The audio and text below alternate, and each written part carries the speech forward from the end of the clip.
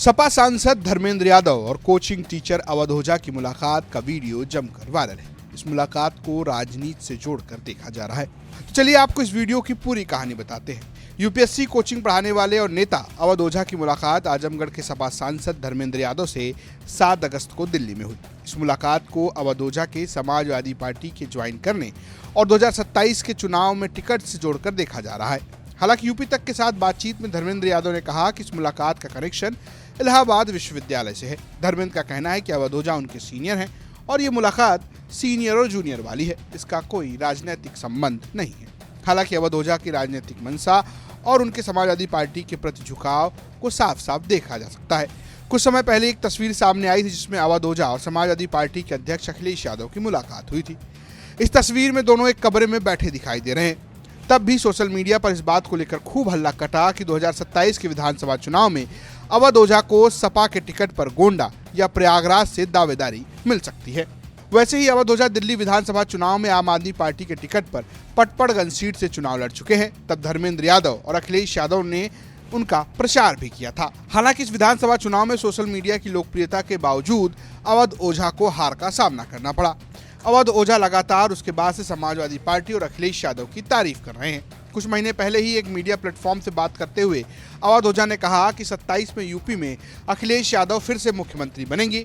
ये कुल्हार गांव में दावा करके जा रहे हैं। 210 सीट के आसपास अखिलेश यादव की आएगी। इससे पहले सितंबर 2025 में भी अवध ओझा का बयान खूब वायरल हुआ था, जिसमें वो अखिलेश यादव में प्रधानमंत्री के गुण देख रहे थे।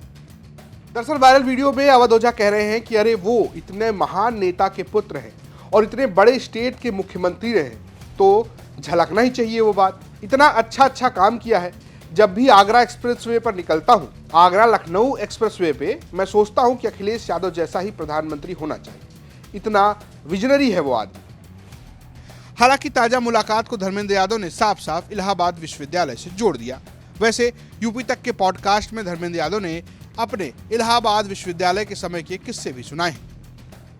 कहते हैं कि जब आप इलाहाबाद यूनिवर्सिटी में थे तो आपने बुलाया और बतौर मुख्यमंत्री आए। उसकी एक बड़ी अलग और ऐतिहासिक स्टोरी है, पता नहीं किसने आपको बताई। ये बात है 2003 की। मैं एमए पार्ट 1 का स्टूडेंट था और उस समय इलाहाबाद यूनिवर्सिटी में ही नहीं, पूरे देश की यूनिवर्सिटियों में, विशेषकर उत्तर प्रदेश, उस समय प्रांतीय यूनिवर्सिटी थी, इलाहाबाद सेंट्रल यूनिवर्सिटी नहीं थी।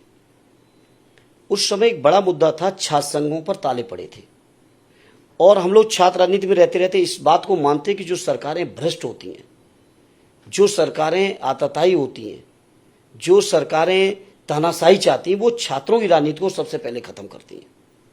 तो उस समय की भारतीय जनता पार्टी की सरकार ने छात्र संघों के चुनाव को रोक दिया था और हम सब छात्र नेता इलाहाबाद यूनिवर्सिटी के मिले सदैव नेताजी से उस समय। तो नेताजी ने ही खुद तारीख डिसाइड की थी। अच्छा, मैं आऊँगा कि आप लोग तैयारी करिए, कार्यक्रम करिए और इस आंदोलन का नेतृत्व करने में खुद आऊँगा। और उन्हीं की दी हुई तारीख थी 29 अगस्त 2003। तो हम लोग उनके आगमन की जो तैयारी हो सकती है छात्रों के बीच में, वो कर रहे थे। संयोग से उत्तर प्रदेश के अंदर उस समय बहन जी की सरकार थी, कुछ माहौल बदलने लगा, सरकार जाने का कुछ माहौल बना और संभवतः 26 अगस्त आते आते ये तय हो गया कि सरकार ये जा रही है और एक आध दिन के अंदर ही ये तय हो गया कि आदरणीय नेताजी मुख्यमंत्री बन रहे हैं। तो जहां हम नौजवानों के बीच इस बात की बड़ी खुशी की लहर थी कि सदैव नेताजी मुख्यमंत्री बनने जा रहे हैं, वहीं चिंता इस बात की थी कि 29 को शपथ ना हो जाए, क्योंकि 29 का कार्यक्रम पहले से आयोजित था। 28 तारीख आते आते ये तय हो गया कि शपथ की तारीख 29 अगस्त है। तो जहां हम लोग चिंतित थे कि अब क्या हाल होगा, क्या होगा, नेताजी कार्यक्रम, मुख्यमंत्री बनने की खुशी, स्वाभाविक है पूरा इलाहाबाद इधर आना चाह रहा था, लखनऊ में शपथ थी। सदैव नेताजी का फोन आया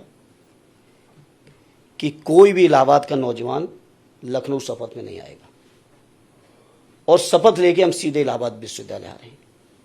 माने ऐतिहासिक घटना थी जहां लाखों लोग पूरे प्रदेश के, देश के, नेताजी के चाहने वाले पूरे देश के लोग उनके शपथ के ग्रहण के साक्षी हों और इतने सारे अतिथि हों। शपथ ग्रहण के बाद जो तमाम औपचारिकताएं, रस्में, मुख्यमंत्री पद की जिम्मेदारी, इतनी सब चीज़ों को भी छोड़ते हुए नेताजी शपथ लेके सीधे इलाहाबाद यूनिवर्सिटी के कैंपस में पहुंचे।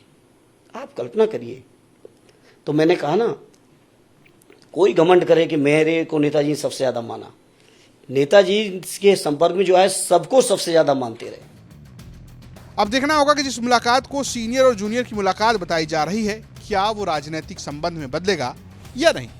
लखनऊ से कुमार अभिषेक के साथ द रिपोर्ट, यूपी तक।